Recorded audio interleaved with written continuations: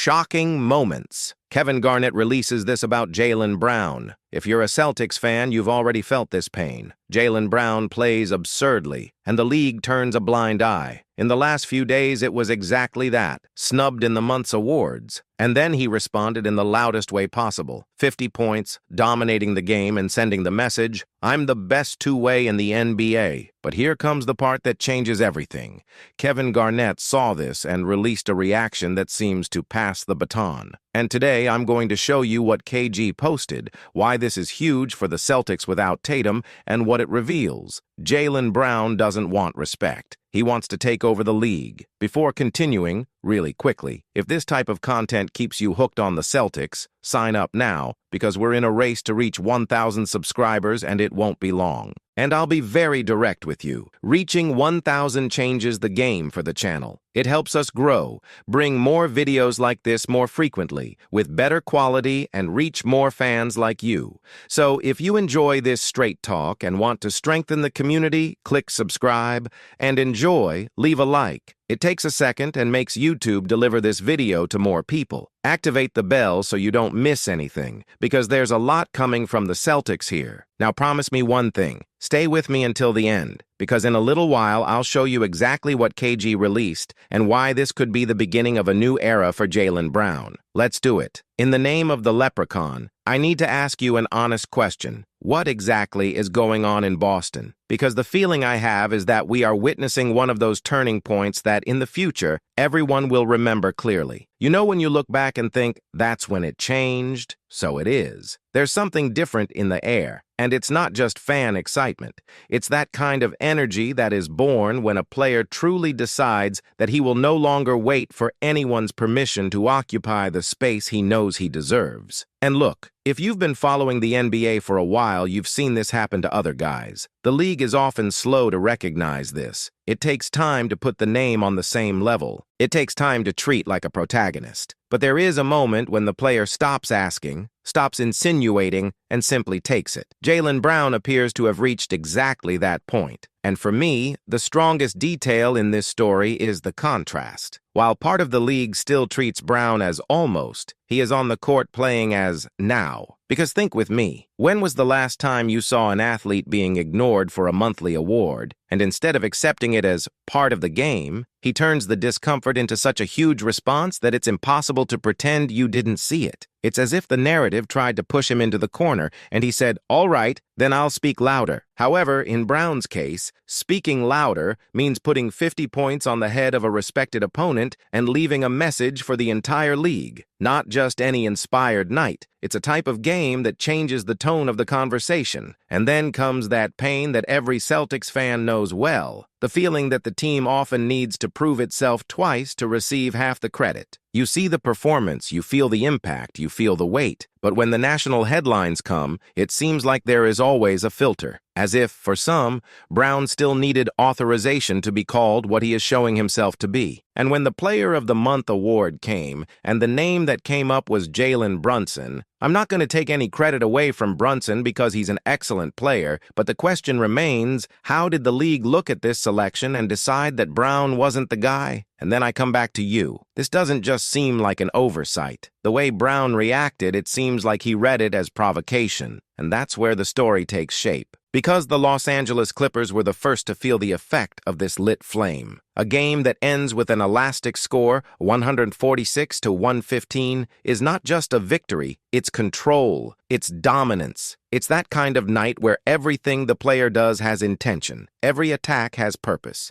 Each possession seems loaded with a message. Brown didn't just score. He put psychological pressure on the game. He dictated the pace. He chose the moments to accelerate. He chose the moments to punish. And when a player reaches that level of command, the conversation changes from he scored a lot of points to he's taking over the league on his own terms. The most curious thing is that this performance was not just on the court, because then came the sentence. And phrases are sometimes dangerous, right? Especially when they are bold. When a player says, I feel like I'm the best two-way player in the league, many people react with irony, with mockery, with that calm look. But then you will watch what he did, and the phrase stops sounding like bravado and starts sounding like a declaration. And then you notice an important detail. He didn't say it empty. He said this supported by what he delivered, supported by what he has been delivering, supported by a stance that is not improvised. It's conviction. And conviction, when combined with performance, becomes something very difficult to contain. Now, there is one point that, for me, gives special weight to this story: the absence of Jayson Tatum. I know everyone misses Tatum. I know that the team, with both healthy, has an absurd ceiling, but Tatum has been out since the 2025 playoffs with a serious Achilles injury and no clear timeline for his return. This changes everything. The planning changes. The reading of the rest of the league changes. The type of pressure that falls on the locker room changes. And most importantly, it changes the type of questions that Brown hears every day. Because when the other pillar falls, the world looks at you and asks, "What now?" And not everyone knows how to answer. Some feel the weight and slow down. Others try to do too much and get lost. Brown seems to have understood that this was the perfect stage for him to define, once and for all, who he is. Because let's be honest, when Tatum got hurt, you heard the voices. You heard the doubts. You heard people declaring the end of the season. There were people who spoke as if the Celtics were doomed, as if the team no longer had any ground. And at the same time, it also had that cruel subtext. Now let's see if Brown is really that guy. But what we're seeing is Brown taking this question and giving it back in the form of a continuous answer, game after game. It's not a one-week emotional reaction. It's a way of playing that seems to have been built for this moment. And then, when you stop to look at what the Celtics have been doing, it becomes even more impressive. In December, under Brown's leadership, the team went 9-3, which placed Boston among the best in the East. And now, at the beginning of 2026, seeing the Celtics at 22-12, fighting up there, tied with the Knicks for second place, and just a few games behind the Pistons, is the kind of thing that makes you stop and think, okay, so this is real, because it's not the team dragging its feet. It's not the team just surviving. It's the team competing consistently. And in this scenario, Brown stops being the guy who helps and becomes the guy who leads. And I want to tell you why this is so important. There is a huge difference between being a talented player and being a player who changes the destiny of a team. There are athletes who score 30 points and the team loses. There are athletes who score 25 and the team seems invincible because they influence everything. When Brown delivers scoring but also delivers defense, leadership, energy, and posture, he begins to play in a rare category. And that's where the two-way discussion stops being a nice conversation and becomes a serious argument. Because being a real two-way isn't just, oh, he scores two. You are able to impact the game on both sides with the same presence. And at this stage, Brown is doing it in a way that draws the attention of even those who don't like the Celtics. But the symbolic peak for me comes when Kevin Garnett enters. Because I know that Celtics fans have an emotional relationship with KG that is not common. KG represents a type of mentality. He represents that intensity that cannot be negotiated. He represents defense as an identity and victory as a requirement. And when a guy like that, with that weight, decides to echo Brown's phrase, it's not just any gesture. It's not, I like to post and moved on with my life. It's a sign. It's as if KG is saying, I recognize. And when the person who recognizes it is someone who understands what it means to dominate on both sides, it changes the public's perception. Instagram's story is simple yet powerful. KG reposted Brown's speech and posted a reaction there that, in practice, is validation. It's as if he said, I'm with you on this one. And that, in the Celtics universe, has a value that goes beyond entertainment. Because fans look and think, if KG is seeing this, then it's not just our excitement. It's a kind of emotional and historical stamp. And I'll go further, it's almost a symbolic passing of the baton. Not because Brown needs approval to be great, but because that kind of endorsement connects eras, connects the energy of the past with the hunger of the present. And what I find brilliant about this narrative is that it doesn't depend on fantasy. It depends on facts. It has the context of the snub. There's a 50-point game. It has a dominant score. It has the courageous phrase. There's a repost from KG. Tatum is missing. There's the team's campaign. All of this together creates a plot that doesn't need to be exaggerated. He is already strong on his own. And you know what else? This type of story, when it fits, affects the entire league, because the NBA is about narratives as much as it is about basketball. And when a narrative like that emerges, you start to see people adjusting the way they talk about the player. But I also want to put my foot down with you, because this is Celtics Talk Show. But we don't need to pretend that everything is perfect. Brown's challenge now is to maintain what he is building, because 50 points attracts attention, but what truly creates respect is repetition. It's you arriving next week and continuing to be the guy. It's up to you to hold on when teams start to put together a specific plan to stop you. It's about maintaining defensive intensity when the attack doesn't fall so easily, and therein lies the superstar test. The superstar is not just the one who has a peak, is the one who has a constant presence. And honestly, what I see in Brown is that he's entering this phase with maturity. You can tell by the way he leads the team, by the way he chooses his shots, by his posture in moments of pressure. You see, he's not just excited, he is aware of the size of the responsibility. And that's what gives me confidence to say that we're seeing something that can last. Because when a player decides, mentally, I'm going to be the pillar, he starts to make different choices. He starts to see the game in a broader way. He begins to accept the charge as part of the contract.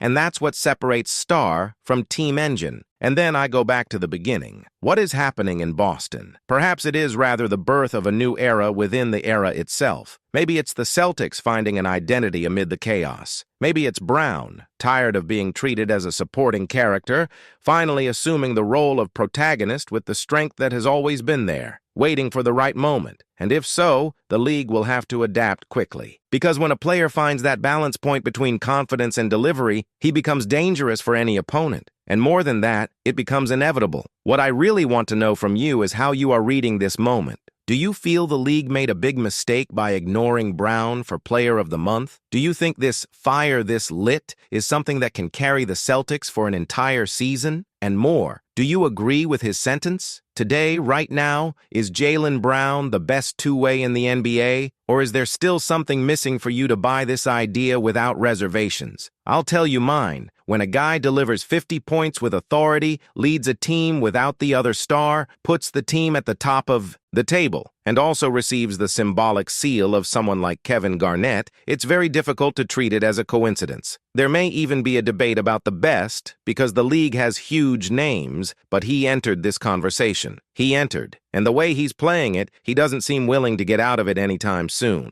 So stick with me here on the Celtics Talk Show, because this story is just starting to get good. If Brown maintains this trend, what we will see in the coming weeks is not just a player shining, it's the NBA, little by little, being forced to change its tone about him. And when the league changes its tone, the season changes with it. Now tell me in the comments, are you seeing a spike or are you seeing a new pattern? And this is where we close this chapter with a question that keeps lingering. After all this, who still has the courage to treat Jaylen Brown as a supporting character? Because what we saw was not a player having a hot night. It was a guy saying in the loudest way possible in the NBA that the narrative is over. Snub, pressure, Tatum's absence, doubts on all sides. And the answer came in the form of dominance, leadership, and a performance that changes respect inside and outside of Boston. If this is just the beginning, the league will have a serious problem on its hands. Because when a player finds that point of absolute confidence and real commitment, it's not just the score that changes, it's the entire season that changes. And if you're a Celtics fan, you know this type of energy infects the team, becomes an identity, and makes everyone around play with a different attitude.